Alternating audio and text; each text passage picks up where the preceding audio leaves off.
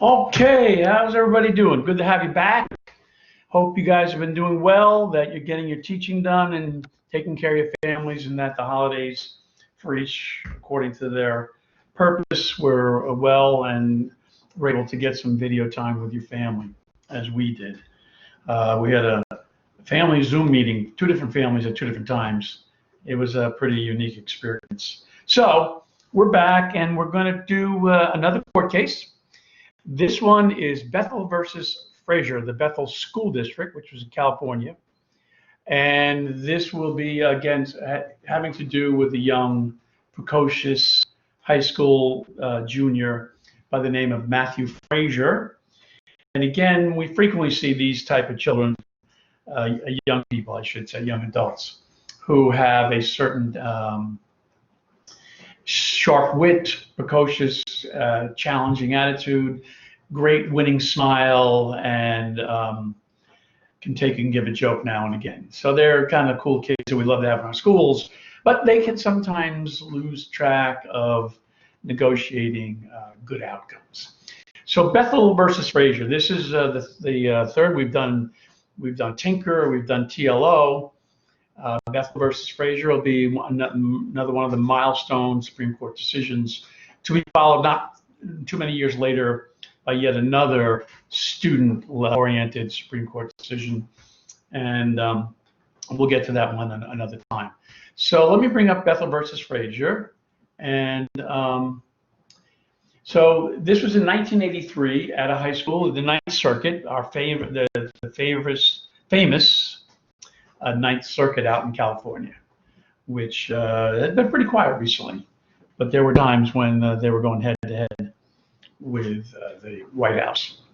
So this has to do with an event that occurred in April of 1983 when a young Matt had volunteered to give a nomination speech for a friend of his who was running for the student government.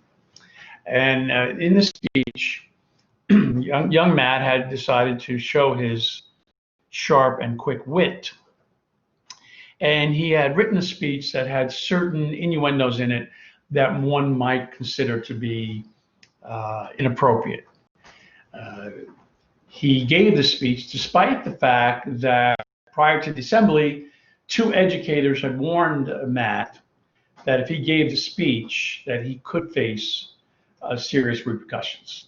Nonetheless, so during the school day, there was an assembly, as we'll see, and Matt's going to give his speech. And this will work its way through the courts. Interestingly enough, at the lower courts, in fact, in the Ninth Circuit, the Ninth Circuit will rule in favor of young Matt, and that his rights to freedom of free speech in the First, the Fourth, and the 14th Amendments due process, all of his protections were violated by the school district, and he should have been allowed to give the speech. So we're going to look at this and see what the arguments were on both sides. Now here, you can actually go, if you're so inclined, you can go and listen to some of the parts of the speech. There's a website called Firestarter. If you just Google Firestarter, that's one word, and then type Bethel School District v. Frazier, you'll get a YouTube video from the Firestarter organization, and they do a lot of work in looking at amendments and free rights, protecting our rights. They have a nice video there that makes the connection, by the way, between Frazier's issues and even going back to Tinker. As we've said previously, everything goes back to Tinker. It was the beginning. Now we're exactly 20 years later, and well, a little less than 20. But by the time the decision is made, it's very close to 20 years. So you could read this, you get the drift, right? I know a man who is firm. He's firm in his pants. He's firm in his shirt. His character is firm. But most of all, his belief in you, the students of Bethel, is firm. Jeff, this is his friend, Jeff Kuhlman, is a man who, at this point, and pounds it in. I'm not going to read the rest. I'm assuming you guys can figure this out. Now, he'd been told this was going to be trouble. This wasn't the whole speech, but this is circling the wagons around the part that will lead to the Supreme Court of the United States. So there he is giving the speech. And particularly down here in this last sentence, there's a couple of pauses that are not in the written text, but that he, as a polished orator himself, knew how to emphasize words. So he gives a speech. He will be disciplined by the school district, suspended, and his record was he was one of the top students in school as well.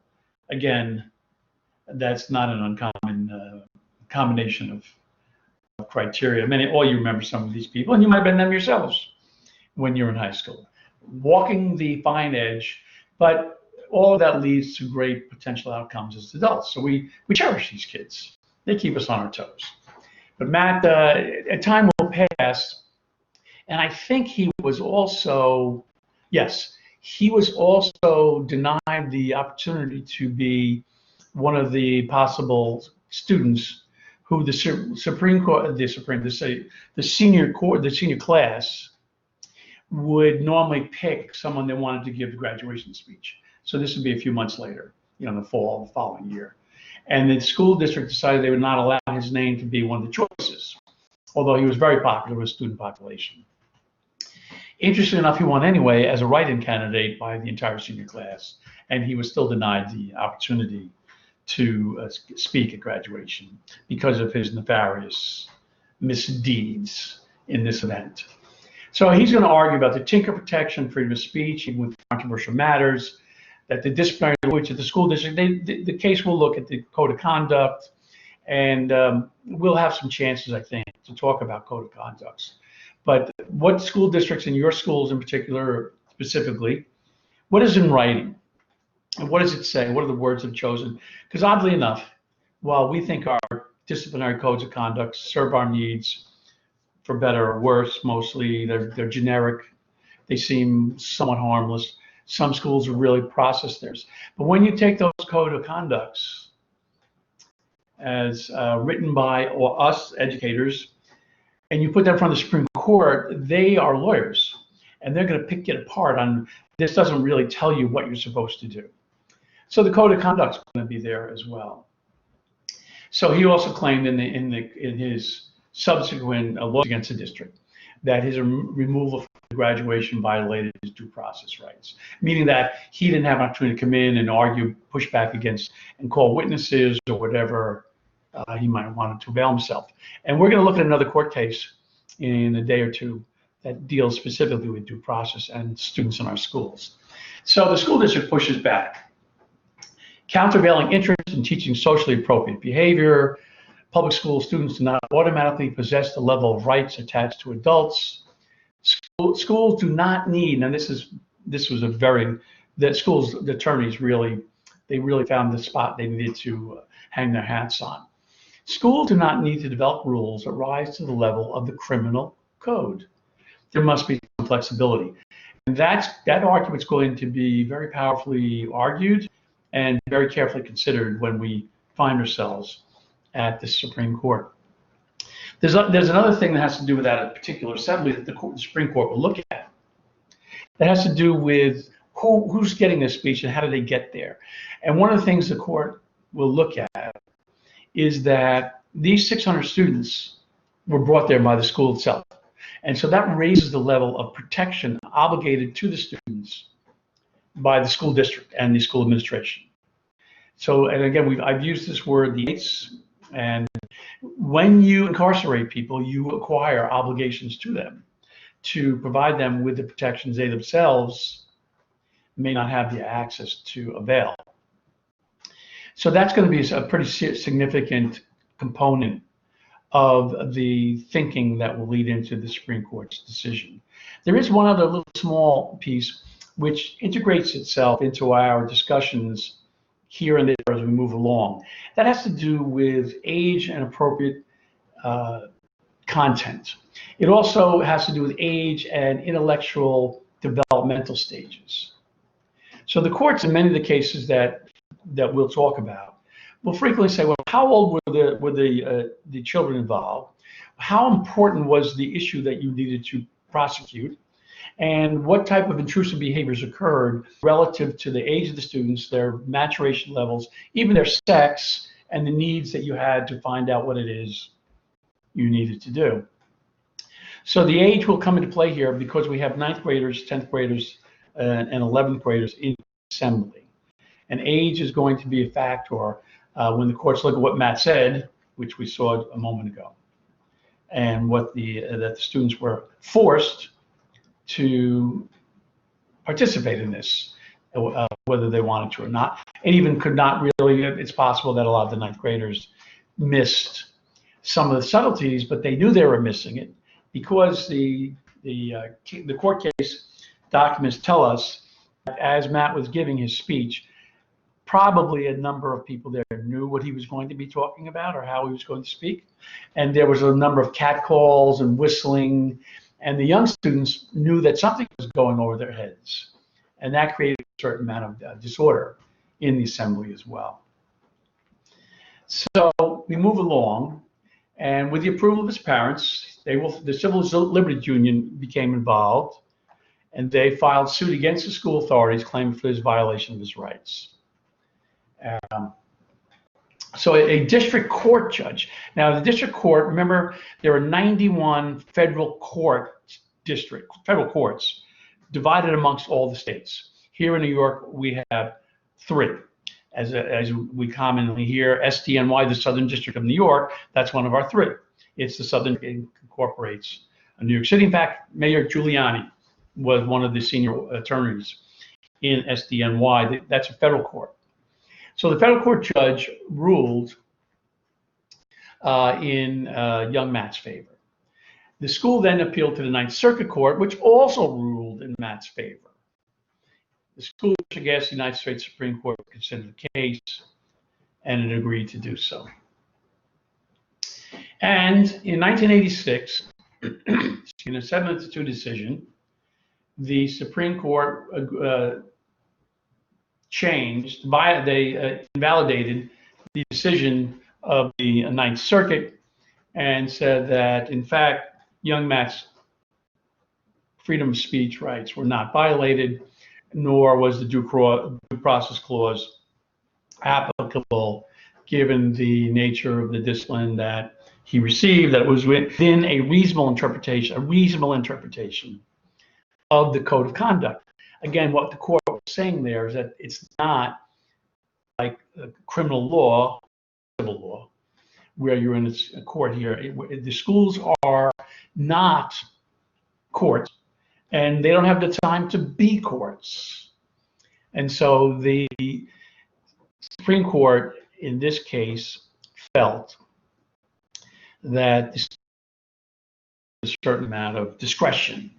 And they articulate, as you see here, despite what Tinker said, the courts explained that rights are not equivalent to an adult's freedom of speech. The court pointed out that the sexual content of Frazier's speech was distinguishable from the non-disruptive political speech that was the heart of the issue when we looked at Tinker.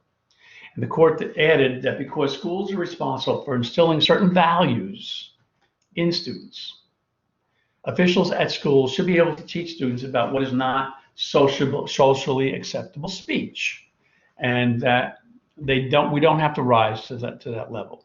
We have some the same thing that kind of was mentioned when we looked at the TLO case, that a assistant principal in the member of TLO with a pocketbook, and Tracy Lois Odin, that he doesn't have to follow all these specific procedures if he has reason to believe, and that he is someone that can articulate his history in deducing and dealing with these types of issues that would lead him to suspect a reasonable person similar to him in a similar position would have reasonably suspected there's more here than meets the eye, and that the good obligation to maintain a safe, healthy, and secure environment within our schools allows us, in fact, perhaps obligates us to go further without the prohibitive leges of the amendments.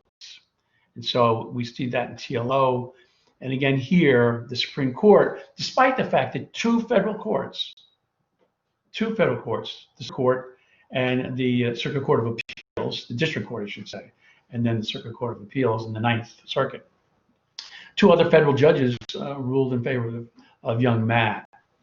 And so they did note, though, again, in their arguments, that students, when students are a captive audience, we have an obligation to make sure they are not inappropriately subjected to certain types of behaviors to the best of our ability.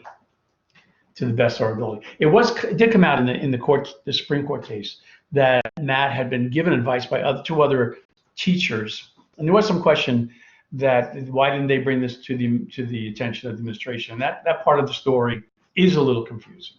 But at the end of the day, representatives of the school culture who had standing in the school culture, meaning teacher, told Matt, and the fact that they even knew what he was going to write, you guys yourselves know this, sometimes students come to you because they trust you or they have a relationship with you. So these are two students who probably knew Matt well, maybe his English teacher, his social studies teacher, people that he respected, and he ran it by them, and yet he did not take their advice. That in itself would not be probative enough to determine that he had violated school policy. But in any event, he gave a speech, and the Supreme Court ultimately ruled in a 7-2 decision in 1986 that the school was within its rights to discipline him. And the school, there are greater goals for a school's culture than simply saying that all students have access to the full array of constitutional protections. And while Tinker said students do not surrender their constitutional rights at the schoolhouse door, this decision, we mentioned Tinker in the Supreme Court dialogue. This case shows us that the Supreme Court recognized there are other obligations that needed to be met and were appropriate to be met by a school. So now we've looked at Tinker, we've looked at TLO, we've looked at young Matt Frazier, and our next case, which comes a couple years later, will be the Hazelwood case, Hazelwood versus Kuhlmeyer. These are all cement in stone cases that will consistently, to this day, consistently rear their heads when we look at issues about student behavior, about student writings, and so on. So the next video that will get into our file bank will be the Hazelwood case. I hope all is well, and we'll be talking to each other very soon. Have a good day, everybody. Have a good day, and Hazelwood will be coming next.